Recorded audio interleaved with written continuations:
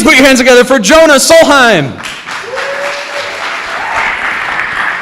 On today's video, we're going to hear from Jonah Solheim and all about his adventures in camping as a real adult man. I thought, it's raining, nothing will come to hang out with me tonight and eat all of my food and leave me almost defenseless and starving. Woke up the next morning and raccoons had invaded my campsite and eaten all of my food. You know, welcome once again to Madison Story Slam, the YouTube channel.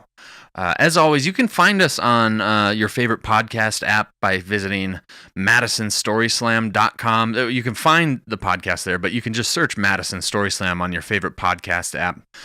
While you're there, leave us a rating and a review. And while you're here, why don't you hit the subscribe button? That helps a ton with what we're doing.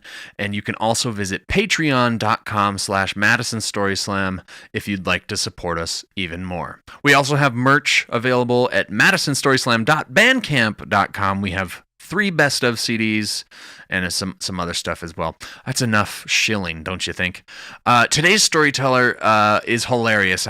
He's a friend of my cousin's, and I knew the day I met him that he would be a great storyteller at Madison Story Slam, and he's sharing this wonderfully told tale of him trying to camp, of him being like, you know what, I'm an adult and I can do this, and maybe he finds out that he can't.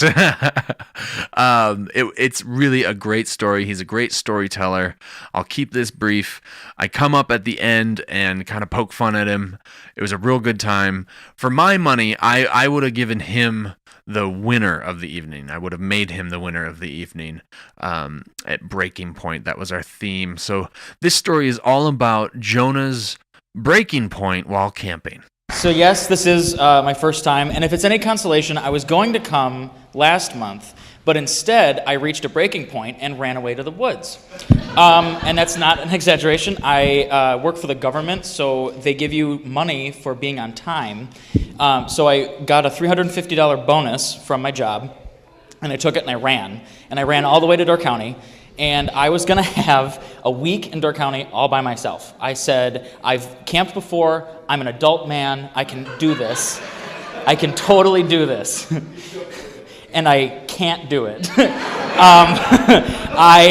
The first night, I went and got wood at the wood yard, and I said to the lady, oh, I'm glad that you're here and you're really close to my campsite because I'll be here all week. And she goes, no, you won't, because we close tomorrow. And I said, oh God. So I ran back to my campsite and tried to make a fire.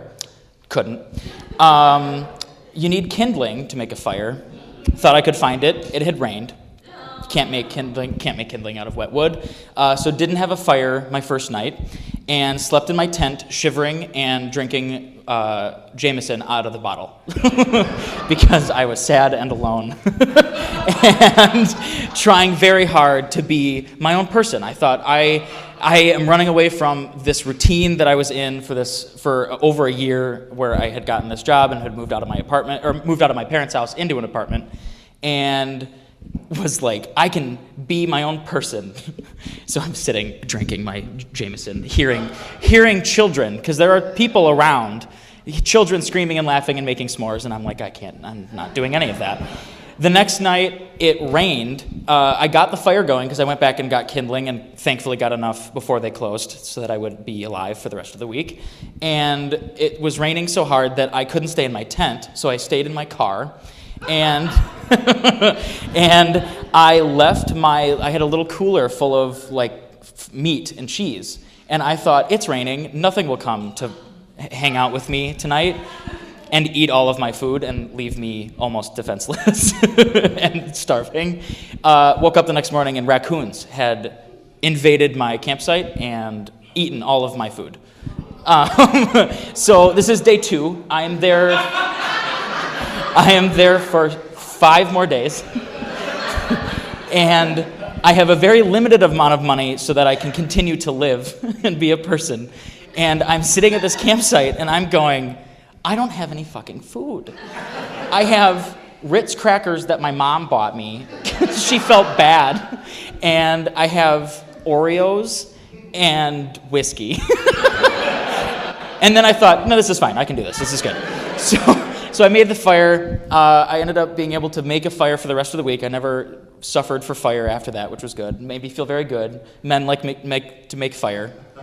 They just do. I don't know why. And the third night, I'm making the fire, and I'm stoking more wood on it. I'm putting more kindling into it. And I had left the car open to have better access to the wood that was all in the back of the car. And I hear sounds that I don't understand, because I grew up in the city, and when I used to go camping, it was in a camper that was very, very safe and had adults in it who knew what they were doing. Now I'm the adult, and there's no one to help me. And I turn around, and there is a raccoon the size of my car seat in my car, eating my food, the rest of the food that I have. And I go, no! Like he's gonna go, oh, sorry, I'm sorry, so sorry. No. Raccoons don't care at all that I'm having a bad time. He turns and looks at me and is like, what? And he's got cheese and meat in his hands. He's like, what? And I go, get the fuck out. He goes, I go, no, and I have 2 pieces of kindling in my hand, and I start smacking them together. Get out of the fucking car! Like, you can't be here. And he kind of looked up at me and he went, yeah, I'm full now. And he left. And I was like, okay, this is good. This is fine. He's gone. I didn't get mauled.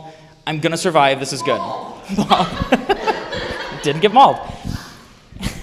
Cut to me in the tent, still drinking whiskey because I didn't drink all of it the first night. I had to make it last. And I hear the sounds again.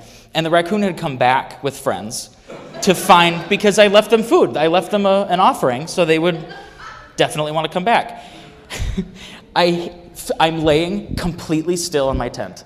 I am diagonal because it's not big enough for me to just lay. It's a pup tent. It's a pup tent that I'm not sure is outside safe, by the way, that my parents have had for 15 years. I'm laying diagonal in the tent, and I see the hand of the raccoon press on the tent. And I go, and I smack it. I go, and more of them, and they're chittering, and they're all like communicating, and I can just tell they're like, this motherfucker just gives free food. He doesn't care. He doesn't care about himself. He doesn't care if he starves or lives or dies out here. He makes fire, but it goes out in like an hour. Just come on, it's free food. So they're all climbing around, and I start like smacking the hands because there's more now. And they finally leave. And I'm sitting in my tent, and I go, I don't think I'm going to be able to sleep. So I just take a big slug of the Jameson and go to sleep. I spent the rest of that week just trying to make it to go home. I've loved camping my whole life. I used to go to Door County all the time with my grandparents, and they're a little too old to go now, and there's a lot more grandkids, and it's a whole mess. But I thought I could handle it myself. And if the breaking point I had reached before with the routine and all of that stuff wasn't bad enough, it was the breaking point of realizing that if you leave food out for raccoons, they're going to want to be your friends, and they're not friends you want to have. So, thank you.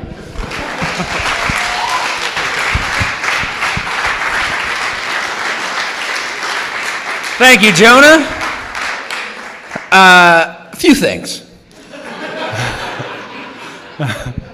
First, I love that on your first night it was raining, so you got in your car and left your food out. And your logic was, well, it's raining, so all the animals probably got in their cars too.